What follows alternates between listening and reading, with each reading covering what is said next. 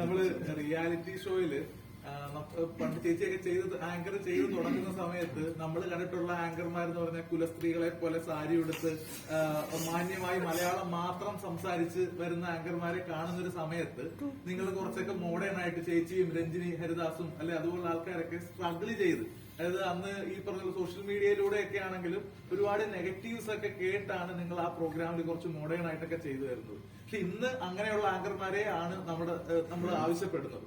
അപ്പൊ ആ ഒരു സ്ട്രഗിൾ അതിനെ ഇപ്പൊ എങ്ങനെ അതിനെ നോക്കി കാണുന്നുണ്ട്?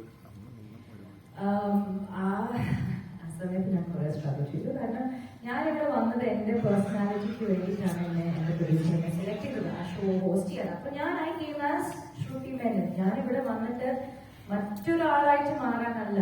That was not the aim. So ഞാനിത് അറിഞ്ഞില്ല ശരിക്കും പറഞ്ഞാൽ കേരളത്തിൽ വന്നിട്ട് ഇത്രയും നെഗറ്റീവായ ബാക്ക്ലാഷ് എനിക്ക് കിട്ടുന്ന ഞാൻ ഒട്ടും പ്രതീക്ഷിച്ചില്ല. ആൻഡ് പ്ലസ് ഞാൻ ബോംബെയിൽ താമസിക്കുന്ന കാരണം നെഗറ്റീവായിട്ട് സംസാരിച്ചുകൊണ്ടിരിക്കുന്നത് ഞാൻ അത്ര അറിഞ്ഞില്ല. And I think in a way that was very good. കാരണം അത് മനസ്സിൽ തട്ടിയാൽ പിന്നെ നമ്മുടെ കോൺഫിഡൻസ് പോകും, എല്ലാം പോകും. പക്ഷെ നേരെ പക്ഷെ ഇവിടെ വരുന്ന ഷൂട്ട് ചെയ്യുന്ന സമയത്ത് കുറെ പരിഹാസിച്ചിട്ടുണ്ട് ആൾക്കാർ, കുറെ നെഗറ്റീവായിട്ട് കിട്ടിയിട്ടുണ്ട്. പക്ഷെ ഷൂട്ടിൽ കരഞ്ഞിട്ടും കൂടിയിട്ട് അങ്ങനത്തെ പിന്നെ ലാംഗ്വേജിൽ അത്ര ബലമുണ്ടായിരുന്നില്ല ആ സമയത്ത്. സോ പക്ഷെ ഇതൊക്കെ I think this is what makes builds your character. അതായത് ഇപ്പൊ ആരെങ്കിലും എന്തെങ്കിലും പറഞ്ഞാൽ I know how to handle it. അപ്പോൾ ചെറുപ്പമായിരുന്നു. This is very normal difficulty. അത്ര എല്ലാവരും ലൈഫ് അത്രയും ഈസി ആയ ലൈഫ് കിട്ടിയാൽ ഇറ്റ്സ് ബോറിംഗ്.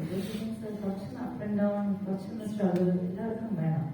ആൻഡ് സ്ട്രഗിൾ ചെയ്ത് കിട്ടുന്ന final product now see in such a comfortable place. ഇതുപോലെ തന്നെ മീഡിയനെ എത്രയാണ് പറഞ്ഞിരിക്കുന്നത്, മലയാളം അറിയില്ല, പിന്നെ ഞാൻ സംസാരിക്കുന്ന ചില വാക്കുകൾ അതെടുത്ത് പറഞ്ഞിട്ടുണ്ട്. ചിലർ പറയോ ഇവിടെ എന്താണ് സ്റ്റൂളിന് മേൽ, എനിക്ക് ഹൈ ഹീൽസ് ഇഷ്ടമാണ്, ഐ ലൈക്ക് ഹൈ ഹീൽസ്. സ്റ്റൂളിന് മേൽ നിന്നിട്ട് എന്താണ് സംസാരിക്കുന്നത്. കാരണം അവർക്ക് ദേ ഡോണ്ട് അണ്ടർസ്റ്റാൻഡ്. അവരെ ഇന്റിമിഡേറ്റ് ചെയ്യുന്ന ഒരു അവതാരകയായിട്ട് ഞാൻ വന്നു. So what you don't understand you start making fun. അത് അവരുടെ കുട്ടിക്കുറവാണ്. So it was like that. I thought it was very foolish. So today I'm in a much better place. And അതേ രീതി എന്നോട് എന്റെ ഫാഷൻ സെൻസിനെ കുറിച്ച് ചോദിക്കുന്നു, പെൺകുട്ടികളോട് ചോദിക്കുന്നു, ഇഷ്യൂസ് എവിടുന്നാണ് ഇതായിട്ട് തൊഴിലാണ്.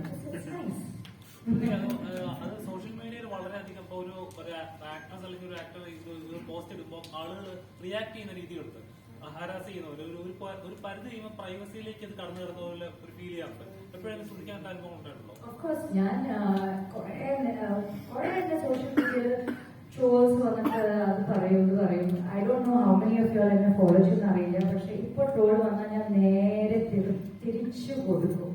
ആൻഡ് ഒരു I think about 2 years ago ഞാൻ ശരിക്കും കൊടുക്കുമായിരുന്നു. Because they used to talk smack about my mother, my body.